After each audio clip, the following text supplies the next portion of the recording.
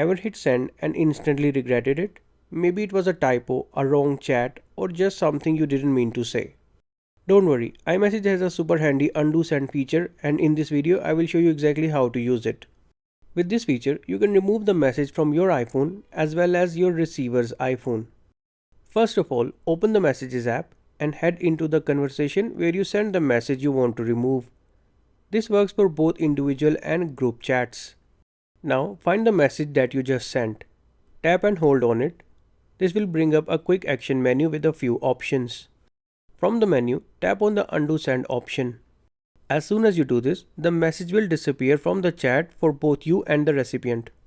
Now here's the catch. You only have 2 minutes to undo a sent message. After that, the option disappears. Also, this works if the person you're messaging to is using iOS 16 or later. If they are on an older version of iOS or using SMS, the message won't be removed from their device. Here's a quick tip. If you just want to correct a typo, you can also edit a sent message within 15 minutes. Just long press and tap on edit instead of undo send.